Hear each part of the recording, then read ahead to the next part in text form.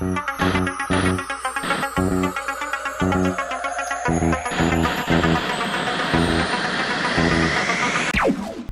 a tots i a totes i benvingudes a un nou capítol del podcast d'Esquerra Diari contra el programa Desmuntant les municipals. Ens trobem un dia més aquí a la Meridiana amb la nostra estimada Barcelona de fons.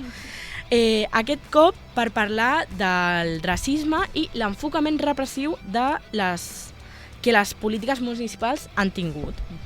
I ho farem centrant-nos sobretot en Barcelona i en allò que plantegen els partits que són considerats d'esquerra.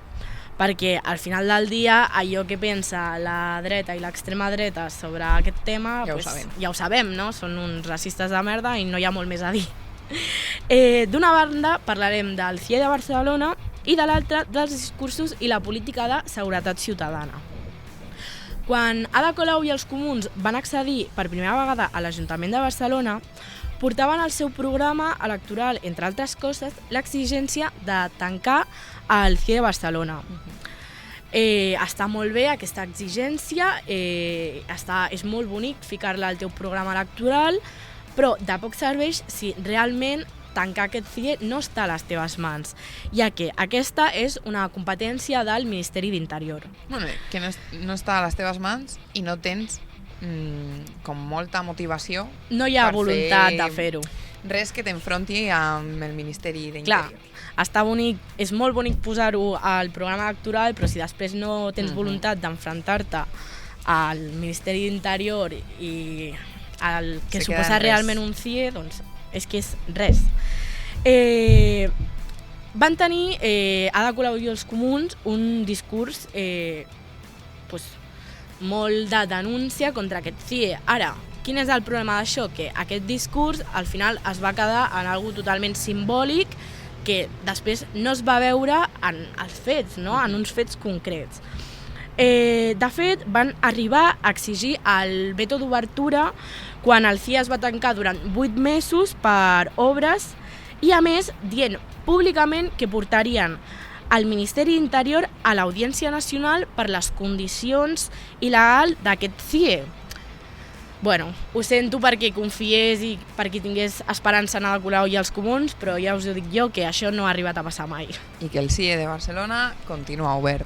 Exactament. És el que dèiem, no? Que partint de la base de que l'Ajuntament no té les competències per tancar el CIE, perquè, com veurem pràcticament tots els episodis del podcast, els ajuntaments tenen unes competències limitades per maniobrar en innumerables polítiques, no? Però clar, davant d'això, que saben perfectament quan accedeixen al govern d'un ajuntament, els que considerem o les que considerem la política institucional com una eina per amplificar les lluites i donar suport a l'organització de la classe treballadora i els sectors populars, és a dir, els que tenim una concepció revolucionària de la política perquè som marxistes, la legislació burgesa no pot ser un límit per actuar com sí que ha sigut pels governs neoreformistes o en concret pel govern d'Ada Colau. Ho vegem amb l'habitatge, amb el tema del lobby turístic i amb el CIE. Veiem que tenen un discurs de voler fer una societat millor, no? Però que davant la primera limitació legislativa que es troben es queden plantats perquè no hi ha intenció de qüestionar l'arrel d'aquesta legislació i per tant l'arrel del sistema capitalista. Per exemple, no? En el cas del tancament del CIE, per què no es va fer un tancament efectiu? Per què es va demanar només o es va amenaçar només amb un precinte a interior que és interior el que té aquesta competència? O sigui, realment és com una amenaça de dir, t'amenaço con una cosa que sé que no puc fer, no? Clar. Per què no es van sumar a l'Ajuntament als moviments de tanquem els CIEs fins a les darreres conseqüències, no? Més enllà de suports o participacions individuals que van haver-hi, no? Quin problema hagués hagut si l'Ajuntament tanca el CIE pel seu compte i es declara en rebel·lia davant la decisió del govern central de mantenir-lo obert, no? quina hagués sigut la conseqüència? Doncs que haguessin inhabilitat a Ada Colau com a alcaldessa i els haguessin tret de l'Ajuntament. Bueno, vale. I quin és el problema? Si quan tu... una formació política, no?, que accedeix amb un discurs antiracista i en teoria amb polítiques antiracistes accedeix a un ajuntament que té un CIE, que és una institució repressiva per la població migrant, i et limites a fer només el que està a la teva mà, no?, que és tenir un discurs de denúncia, per mi el que estàs fent al final, no?, és tenir o gestionar d'una manera més amable, més simpàtica i més humana les institucions burgueses en les quals els ajuntaments són la darrera peça, no? Clar, hem estat parlant ara del CIE, que ja sabem que l'Ajuntament no té competències i no pot fer res en relació a aquest CIE, però ara anem a parlar d'un tema en el qual l'Ajuntament sí que té competències, que és la seguretat ciutadana en relació també amb el cos de policia de la Guàrdia Urbana i les seves actuacions. Volia llançar una pregunta així a l'aire per la gent que ens està escoltant o veient, i és, algú recorda com el primer Ajuntament d'Ada Colau es va dedicar a perseguir els manters a Barcelona? Es feien batudes als metros, es posaven cartells del transport i als carrers en contra del top manta i se'ls multava. Fins i tot, el mateix col·lectiu de manters a Barcelona denunciava que va patir més repressió amb l'Ajuntament d'Ada Colau que amb el propi Ajuntament de Tries. Bé, doncs això, aquesta repressió cap als manters no va ser ni per part del Ministeri d'Interior, ni el Govern Central, ni la Generalitat, ni la dreta. És que no hi ha cap excusa perquè per justificar això, o sigui, mentre es feia tota la parafernàlia de política per tancar el CIE, a l'hora es perseguia els manters als carrers. I això no només és un exemple visible d'una política conscient, plenament conscient d'aquesta criminalització dels migrants i del racisme institucional. Es veu també amb l'enfortiment de la Guàrdia Urbana i el seu cos antiavalots. Recordem també que al primer programa dels Comuns es parlava de la dissolució del cos d'antiavalots de la Guàrdia Urbana. Sí. Doncs bé, un altre cop, ho sento molt si algú tenia esperances en Ada Colau, els Comuns i les seves promeses, però això no va passar. El que va fer l'Ajuntament d'Ada Colau va ser un canvi estètic, totalment estètic, i el que va fer és convertir la unitat de suport policial en la unitat de reforç d'emergències i proximitat. Un canvi totalment estètic destinat a blanquejar aquesta unitat d'antiavalots de la Guàrdia Urbana. L'Ajuntament diu que els ha dissolt, els antiavalots de la Guàrdia Urbana, però a dia d'avui aquesta unitat de reforç d'emergències i proximitat segueix fent accions de suport als Mossos, segueixen vestint roba d'antiavalots i segueixen intervenint en desnonaments. Al final del dia segueix igual. Al final del dia són antidisturbios. Efectivamente. Los llames como los quieras llamar. I aquest és un tema, el de la policia, perquè com a marxistes, no, que som, entenem que la policia és un cos repressiu creat única i exclusivament per defensar els interessos de la burgesia i més concretament la propietat privada. De manera que no hi pot haver-hi de cap de les maneres una policia buena, democràtica i reformada, per molt que posin les intencions o les il·lusions en què això passarà.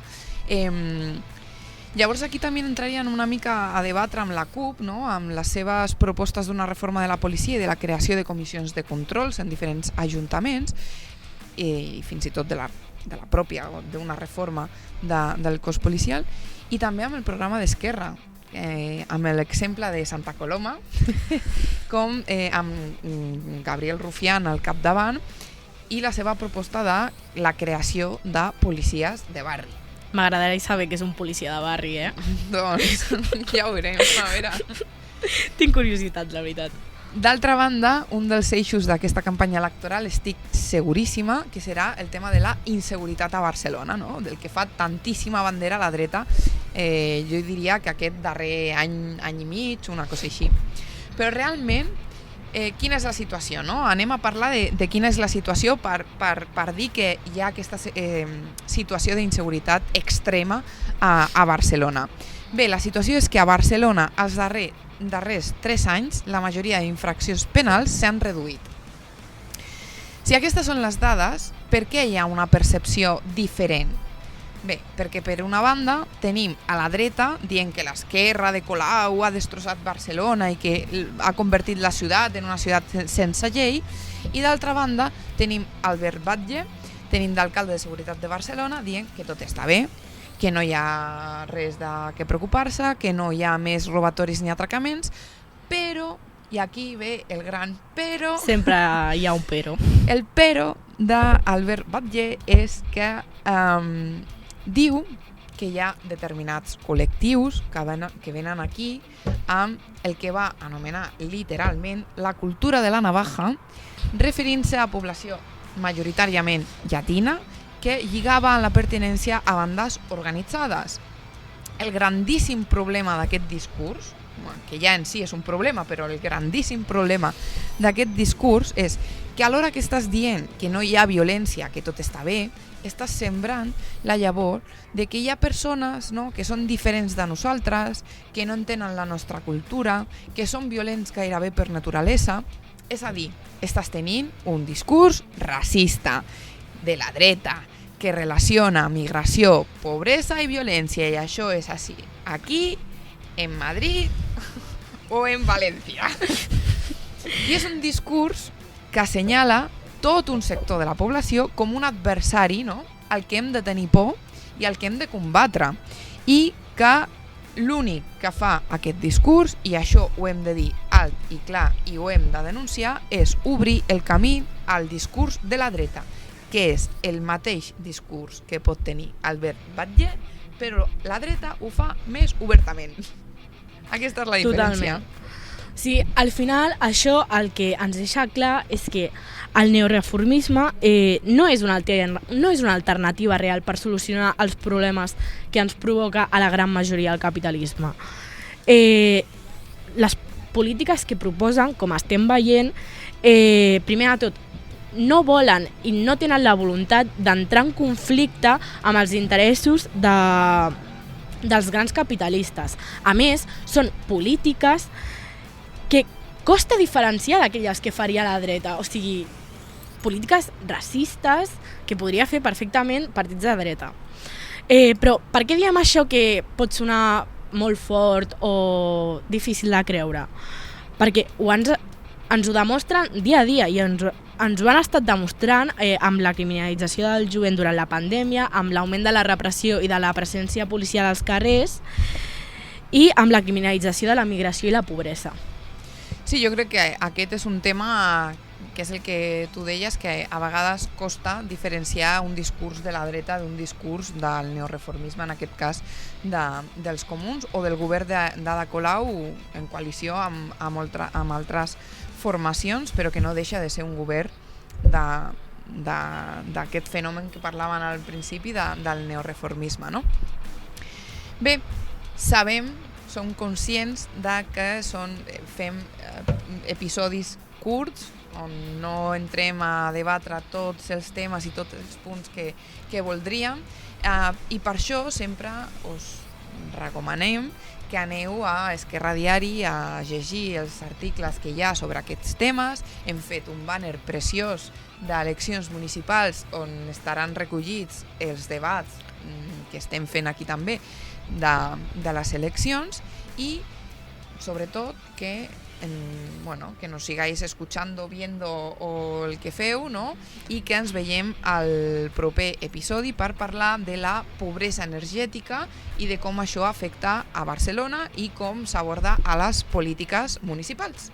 I convidar-vos a totes a, si no heu vist escoltat els 2 primers episodis del podcast, doncs a què esteu esperant?